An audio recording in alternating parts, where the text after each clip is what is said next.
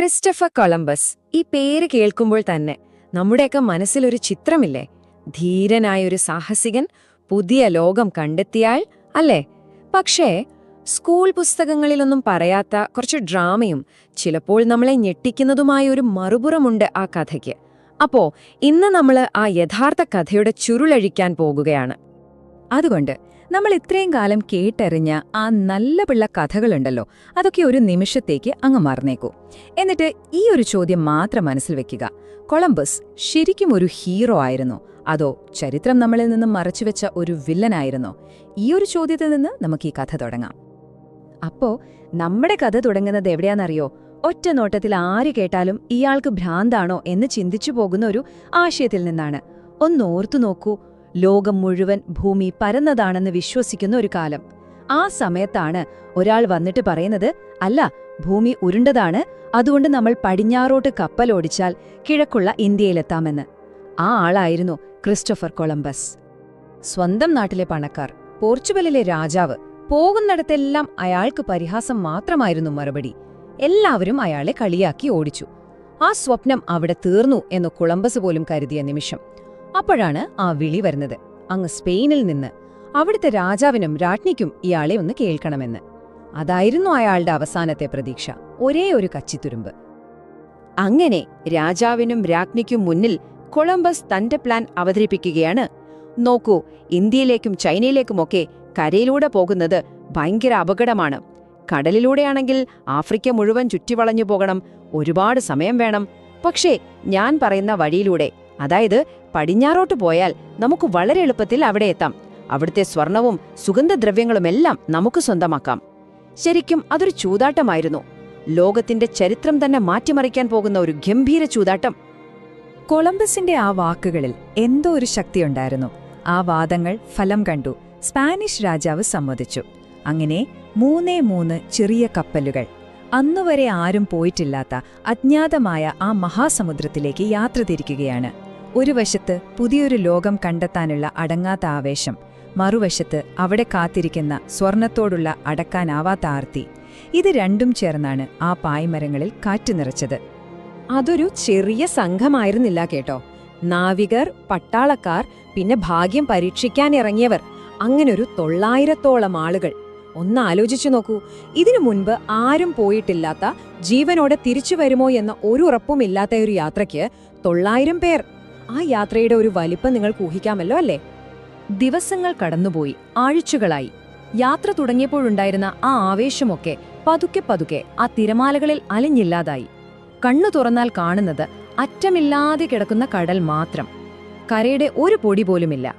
നാവികരുടെ മനസ്സിൽ പ്രതീക്ഷ പോയിട്ട് പകരം സംശയത്തിന്റെ കറുത്ത മേഘങ്ങൾ ഉരുണ്ടുകൂടാൻ തുടങ്ങി. ആ സംശയം പതിയെ പതിയെ ഭയമായി മാറുകയായിരുന്നു. അവർ പരസ്പരം പിറുപിറുക്കാൻ തുടങ്ങി. ഇതൊരു ചതിയാണോ? ഈ കൊളംബസ് നമ്മളെ എല്ലാം കൂടി മരണത്തിലേക്ക് കൊണ്ടുപോവുകയാണോ? ഈ യാത്ര ഒരിക്കലും തീരില്ലെന്നും ഈ കടൽ തന്നെയായിരിക്കും തങ്ങളുടെ ശവക്കുഴിയെന്നും അവർ ഉറപ്പിച്ചു. ഒടുവിൽ ആ ഭയം ഒരു കലാപത്തിന് തിരികൊളുത്തി. അവർ രഹസ്യമായി ഒരു പ്ലാൻ ഇട്ടു. എന്താണെന്നറിയോ? കൊളംബസിനെ പിടിച്ച് ഈ നടുക്കടലിലേക്ക് തള്ളിയിടുക, എന്നിട്ട് കപ്പലുകൾ തിരിച്ച് സ്പെയിനിലേക്ക് വിടുക. എല്ലാ പ്രതീക്ഷയും നശിച്ച ആ രാത്രിയിൽ അവർ ആ പദ്ധതി നടപ്പാക്കാനായി ഒരുങ്ങി. കലാപകാരികൾ കൊളംബസിനെ ലക്ഷ്യം വെച്ച് നീങ്ങിയ ആ ഒരൊറ്റ നിമിഷം കപ്പലിന്റെ ഏറ്റവും മുകളിൽ നിന്ന് ഒരാൾ അലറി വിളിച്ചു, കര, ദൂരെ കര കാണുന്നു. ആ ഒരൊറ്റ വിളി, അത് കൊളംബസിന്റെ ജീവൻ മാത്രമല്ല രക്ഷിച്ചത്, ലോകത്തിന്റെ ആകെ തലവരെയാണ് ആ നിമിഷം മാറ്റിവരച്ചത്. ഇവിടെ വെച്ച് കഥയുടെ ഗതി മൊത്തത്തിൽ മാറുവാണ്. അതുവരെയുണ്ടായിരുന്ന ഭയവും നിരാശയുമെല്ലാം പോയി. പകരം അത്ഭുതവും ആകാംക്ഷയും അവരുടെ മനസ്സ് നിറഞ്ഞു. അങ്ങനെ കൊളംബസും കൂട്ടരും തങ്ങൾ കണ്ടെത്തിയ ആ പുതിയ ലോകത്തേക്ക് അവരുടെ ആദ്യത്തെ ചുവടുവെച്ചു. അവർ പ്രതീക്ഷിച്ചതിനും ഭയന്നതിനും നേരെ വിപരീതമായിരുന്നു അവിടെ സംഭവിച്ചത്. അവിടുത്തെ ആളുകളുമായുള്ള ആദ്യത്തെ കണ്ടുമുട്ടൽ അത്ഭുതപ്പെടുത്തുന്ന രീതിയിൽ സമാധാനപരമായിരുന്നു. വന്നവർക്കവർ ഭക്ഷണവും പഴങ്ങളുമൊക്കെ സമ്മാനമായി നൽകി. ദിവസങ്ങളോളം ഈ രണ്ടു കൂട്ടരും ഒരുമിച്ച് താമസിച്ചു, ഒരുമിച്ച് വേട്ടയാടി, തങ്ങളുടെ കഥകൾ പരസ്പരം പങ്കുവച്ചു. ശരിക്കും പറഞ്ഞാൽ അവർക്കിടയിൽ നല്ലൊരു സൗഹൃദം തന്നെ രൂപപ്പെട്ടു. പക്ഷേ ആ സൗഹൃദത്തിന്റെ കഥയ്ക്ക് അധികം ആയുസ്സുണ്ടായിരുന്നില്ല. കാരണം ഈ അത്ഭുതത്തെക്കാളും സ്നേഹത്തെക്കാളുമൊക്കെ എത്രയോ ശക്തമായ വളരെ ഇരുണ്ട ഒരു വികാരം ആ മണ്ണിൽ പതിയെ വേരുപിടിക്കാൻ തുടങ്ങിയിരുന്നു. ആ പുതിയ ലോകത്തിന്റെ ഭംഗിയും അവിടുത്തെ ആളുകളുടെ ആ നിഷ്കളങ്കതയും ഒക്കെ കണ്ടു നിൽക്കുന്നതിനിടയിലാണ് കൊളംബസിന്റെ കണ്ണ് ഒരു കാര്യത്തിൽ ഉടക്കിയത്. ഒറ്റ നോട്ടത്തിൽ വളരെ നിസ്സാരമെന്ന് തോന്നുന്ന ഒരു ചെറിയ കാഴ്ച, പക്ഷേ എല്ലാം മാറ്റിമറിക്കാൻ പോന്നതായിരുന്നു അത്. അത് സ്വർണമായിരുന്നു. അവിടുത്തെ നാട്ടുകാർ അണിഞ്ഞിരുന്ന ചെറിയ ലളിതമായ ആഭരണങ്ങൾ, അവ സ്വർണം കൊണ്ടുള്ളതായിരുന്നു. ലോക ചരിത്രത്തിലെ ഏറ്റവും വലിയ യുദ്ധങ്ങൾക്കും രക്തച്ചൊരിച്ചിലുകൾക്കും കാരണമായ ആ മഞ്ഞ ലോഹം കണ്ട ആ നിമിഷം കൊളംബസിന്റെ മനസ്സിൽ അടക്കാനാവാത്ത ആർത്തിയുടെ തീ ആളിക്കത്തുകയായിരുന്നു. ഇതിനു പിന്നിൽ ഭയങ്കരമായ ഒരു സാമ്പത്തിക കണക്കുകൂട്ടൽ കൂടി ഉണ്ടായിരുന്നു. സ്പെയിനുമായുള്ള ഡീൽ അനുസരിച്ച് അവിടെ നിന്ന് കിട്ടുന്ന സമ്പത്തിന്റെ 90% സ്പാനിഷ് രാജാവിനാണ്. പക്ഷെ ബാക്കിയുള്ള 10% അത് കൊളംബസിനും കൂടെയുള്ളവർക്കുമാണ്. ഒന്ന് ഓർത്തു നോക്കൂ, ഒരു പുതിയ ലോകത്തിന്റെ 10-1 സ്വത്ത് അതവരെ കോടീശ്വരന്മാരാക്കാൻ ധാരാളമായിരുന്നു. ആ നിമിഷം മുതൽ ആ പറുദീസയുടെ പതനം തുടങ്ങുകയായിരുന്നു. പുതിയൊരു ലോകം കണ്ടെത്തിയതിന്റെ ആവേശമൊക്കെ എങ്ങോട്ടോ പോയി മറഞ്ഞു. പകരം സ്വർണത്തോടുള്ള ആർത്തി മാത്രം. അത് ആ ദൗത്യത്തെ ക്രൂരതയുടെയും അക്രമത്തിന്റെയും ഒരു വിളനിലമാക്കി മാറ്റി.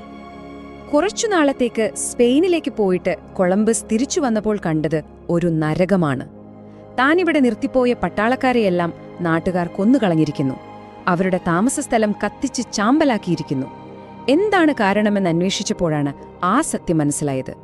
സ്വന്തം ആളുകളുടെ തന്നെ അത്യാഗ്രഹവും അവിടത്തെ സ്ത്രീകളോടുള്ള മോശം പെരുമാറ്റവുമാണ് ഈ സമാധാനമെല്ലാം തകർത്തതെന്ന്.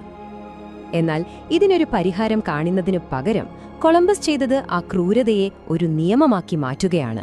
ഒന്നാമതായി, ഓരോ നാട്ടുകാരനും നിശ്ചിത അളവിൽ സ്വർണം കപ്പമായി നൽകണം. കൊടുക്കാത്തവർക്ക് ഭക്ഷണം കൊടുക്കരുത്, അവരുടെ വീടുകൾ ഇടിച്ചു നിരത്തണം. എന്നിട്ടും സ്വർണം കിട്ടാതെ വന്നപ്പോൾ അടുത്ത ശിക്ഷ വന്നു: നിയമം ലംഘിക്കുന്നവരുടെ കൈകൾ വെട്ടിമാറ്റുക. അതൊരു ഭീകരവാഴ്ചയുടെ തുടക്കം മാത്രമായിരുന്നു. കൊളംബസിന്റെ ഈ കൊടും ക്രൂരതയുടെ കഥകൾ പതിയെ കടൽ കടന്ന് സ്പെയിനിലെത്തി. തങ്ങൾക്ക് കിട്ടിയ പുതിയ സ്വർണഖനി ഒരു ശവപ്പറമ്പായി മാറിക്കൊണ്ടിരിക്കുകയാണെന്ന് രാജാവ് മനസ്സിലാക്കി. ഉടൻ വന്നു ഉത്തരവ്: കൊളംബസിനെ ഗവർണർ സ്ഥാനത്ത് നിന്ന് പുറത്താക്കി. അതും പോരാഞ്ഞ് ഒരു പുതിയ ലോകം കണ്ടെത്തിയ ആ മനുഷ്യനെ ചങ്ങലയിൽ ബന്ധിച്ച് ഒരു കുറ്റവാളിയെപ്പോലെ സ്പെയിനിലേക്ക് തിരികെ കൊണ്ടുപോയി. പക്ഷേ കഥ ഇവിടെയും തീരുന്നില്ല. കാരണം ഇതിലെ ഏറ്റവും വലിയ ഒരു ട്വിസ്റ്റ്, ഒരു വിരോധാഭാസം വരാനിരിക്കുന്നതേയുണ്ടായിരുന്നുള്ളൂ. കൊളംബസ് യഥാർത്ഥത്തിൽ എന്താണ് കണ്ടെത്തിയതെന്ന് ഈ ലോകം മനസ്സിലാക്കുന്നത് മറ്റൊരാളിലൂടെയായിരുന്നു. ഇവിടെയാണ് 2 പേർ വരുന്നത്. ഒരു വശത്ത് ക്രിസ്റ്റഫർ കൊളംബസ്. മരിക്കുന്നതുവരെ അയാൾ വിശ്വസിച്ചത് താൻ എത്തിയത് ഏഷ്യയിലാണെന്നാണ്. മറുവശത്ത് അമേരിഗോ വെസ്പൂച്ചി എന്ന മറ്റൊരു പര്യവേഷകൻ. അദ്ദേഹം ഭൂപടങ്ങളൊക്കെ നന്നായി പഠിച്ചിട്ട് ഒരു സത്യം വിളിച്ചു പറഞ്ഞു: ഇത് ഏഷ്യയല്ല, ഇത് യൂറോപ്പുകാർക്ക് ഇതുവരെ അറിയാത്ത ഒരു പുതിയ ഭൂഖണ്ഡമാണ്. കണ്ടോ, ഒരാൾ കുറ്റവാളിയായി അപമാനിക്കപ്പെട്ടു, മറ്റൊരാൾ തന്റെ ബുദ്ധി കൊണ്ട് ചരിത്രത്തിലിടം നേടി. വെസ്പൂച്ചിയുടെ ഈ കണ്ടെത്തൽ ഒരു വിപ്ലവം തന്നെയായിരുന്നു. യൂറോപ്പിലാകെ ഈ വാർത്ത പടർന്നു. ലോകത്തിന്റെ ഭൂപടങ്ങൾ അവർ മാറ്റിവരയ്ക്കാൻ തുടങ്ങി. ഒടുവിൽ ആ പുതിയ ഭൂഖണ്ഡത്തിന് ഒരു പേര് വേണമെന്ന് വന്നപ്പോൾ അത് ആരാണോ ശരിക്കും തിരിച്ചറിഞ്ഞത് ആ മനുഷ്യന്റെ പേര് തന്നെ നൽകി: അമേരിഗോ വെസ്പൂച്ചി. അതിൽ നിന്നാണ് അമേരിക്ക എന്ന പേര് വരുന്നത്. അപ്പൊ നമ്മൾ തിരിച്ച പഴയ ചോദ്യത്തിലേക്ക് വരാം. ആരാണ് യഥാർത്ഥത്തിൽ ഒരു സ്ഥലം കണ്ടെത്തുന്നത്? ആദ്യം കാലുകുത്തുന്ന ആളാണോ, അതോ താൻ എവിടെയാണ് കാലുകുത്തിയതെന്ന് ആദ്യമായി മനസ്സിലാക്കുന്ന ആളാണോ? കൊളംബസിന്റെ ഈ കഥ ഒരുപക്ഷെ നമ്മളോട് ചോദിക്കുന്ന ഏറ്റവും വലിയ ചോദ്യവും ഇതുതന്നെയായിരിക്കും.